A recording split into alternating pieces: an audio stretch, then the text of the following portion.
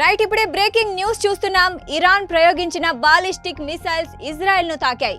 అక్కడ పదుల సంఖ్యలో జనావాసాలు నేలకూలాయి.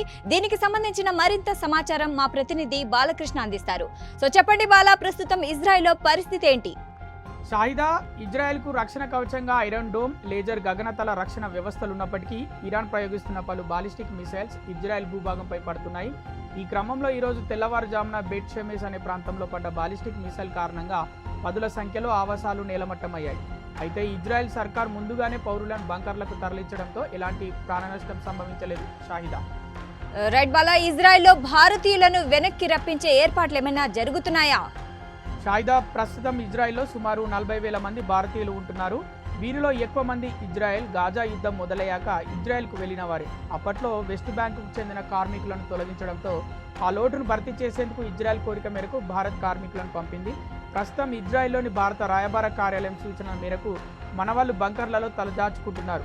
పశ్చిమాసియాలో వైమానిక రాకపోకలపై నిషేధం ఉన్న నేపథ్యంలో వారిని ఇప్పుడిప్పుడే వెనక్కి రప్పించే అవకాశాలు కనిపించడం లేదు. షాహిదా, అయితే బాలా, పశ్చిమాసియాలోని పలు దేశాల్లో కూడా ఇరాన్ మిసైల్స్ కారణంగా పేలుళ్లు జరిగాయి కదా, వాటి పరిస్థితి ఏంటి? షాహిదా, సౌదీ అరేబియాలోని అతిపెద్దదైన అరామ్కో ఆయిల్ రిఫైనరీపై ఇరాన్ విరుచుకుపడింది. ఈ దాడుల కారణంగా అక్కడ చమురు ఉత్పత్తి తాత్కాలికంగా నిలిచిపోయింది.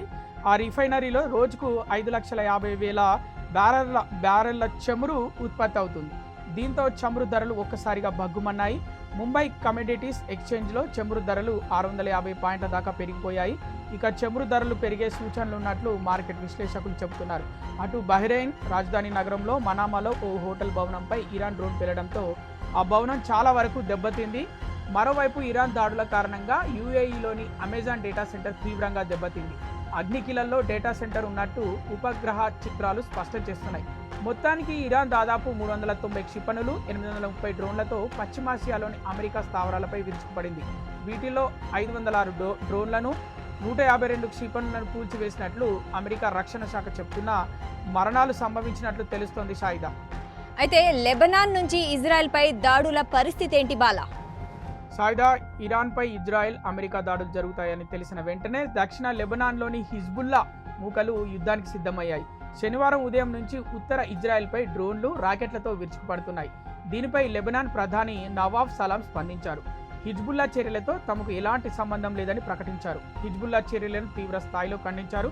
బాధ్యతారహితమైన చర్యలతో హిజ్బుల్లా నేతలు లెబనాన్ను యుద్ధంలోకి నెట్టే ప్రమాదంలోకి నెట్టుతోందని ఆయన ఆందోళన వ్యక్తం చేశారు. Shahida, right, thanks for the updates Bala.